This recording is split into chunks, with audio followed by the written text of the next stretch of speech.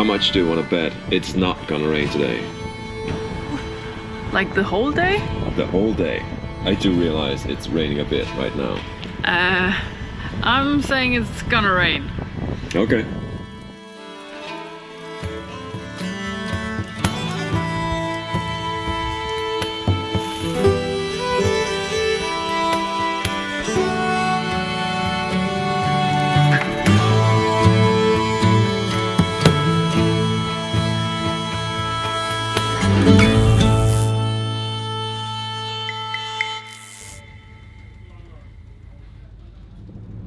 While we take a break on this nice and free ferry, let's go back in time, 2 days.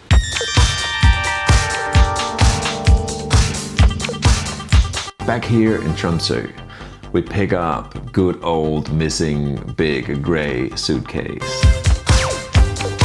On the way back to the city on the other side of the island, We stopped by a bike shop because I need some shoe covers. the guy in the bike shop, he's very nice. We start chatting På norsk. About the trip, and he asks where we're going, and we give him the whole grand plan of, Down through Europe, Buenos Aires, all the way down to Argentina.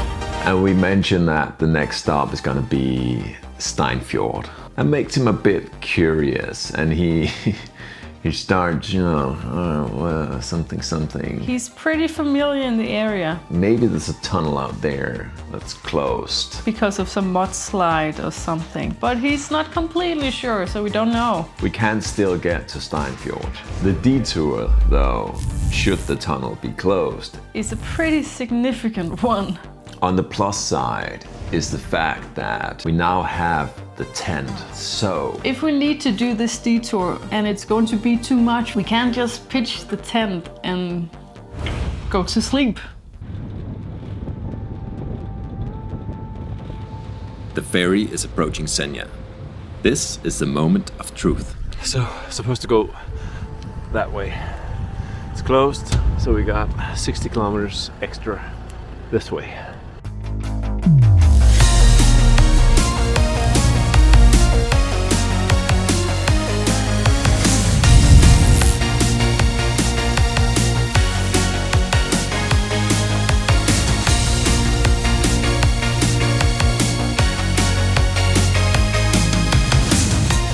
Tak lidt, fordi du gør mig stærk.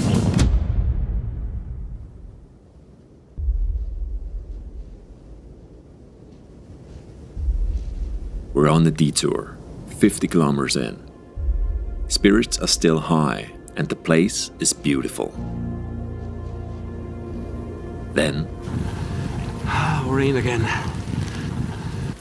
about 1 hour later, we are wet, cold, and struggling. I freaking hate this weather. We are debating if we should just pitch the tent right now, and ditch the first night in Steinfjord. problem is the forecast for tomorrow does not look significantly better. And we are total camping rookies. We did one test before we left, and that's about it. We have very little confidence that we can actually build a camp that's gonna keep us dry and warm. To camp or not to camp? That is the question. Undecided on the matter, we keep pedaling. And that's when we reach the first mountain.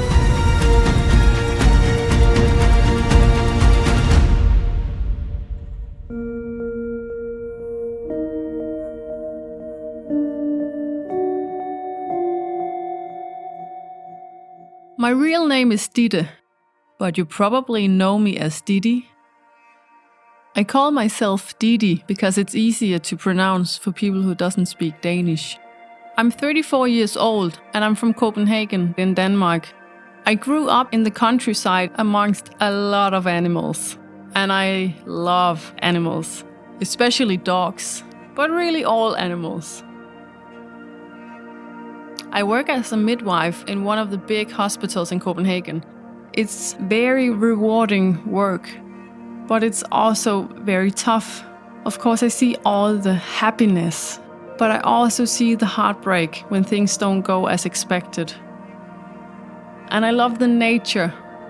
I love watching the birds and the plants.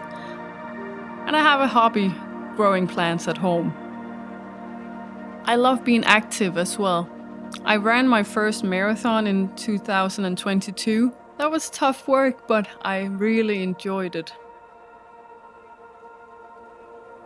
I got my first road bike 4 years ago, and it really made me see how you can use the bike for more than just commuting. And I love the pace. You can go so fast on a race bike. I consider myself an experienced biker, but I have never tried riding in the mountains before.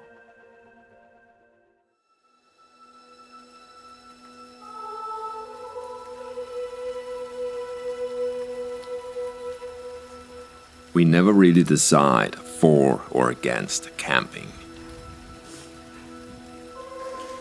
We both just keep going, subconsciously understanding that it's probably the right decision.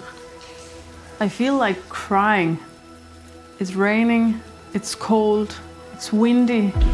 4 kilometer op, 8% stigning. Det er hårdt. Vi har cyklet 85 kilometer, og vi er der først, når vi har rundet 100.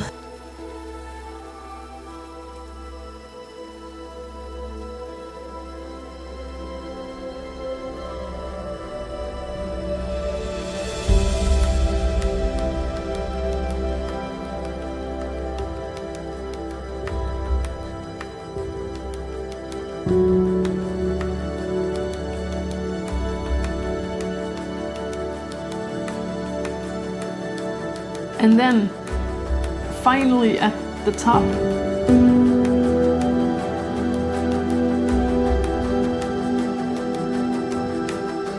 it's so beautiful.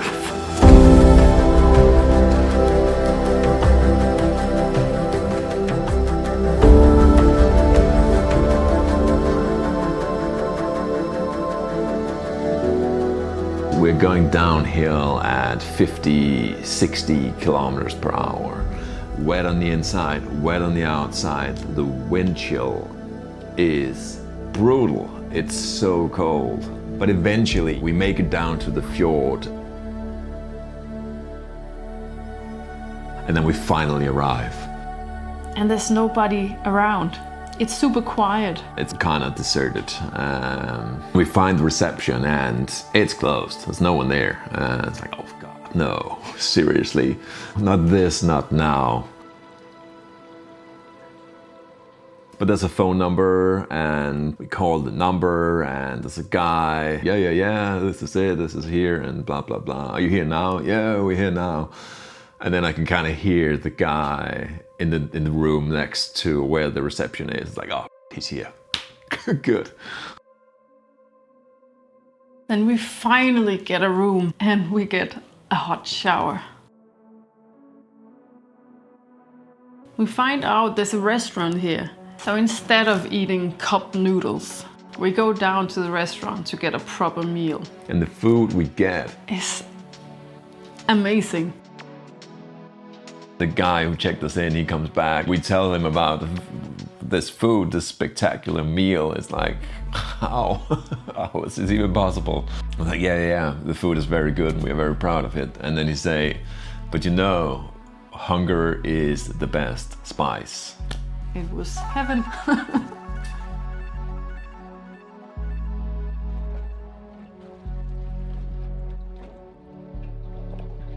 In the long run, this is not gonna be sustainable. If the weather doesn't change within the next week or so, then we'll have to change. I see two possibilities. One, we just turn into fish. It's wet all over, so we should be able to breathe through the gills. The second option is we leave the Arctic Circle and hopefully thereby we get less extreme weather.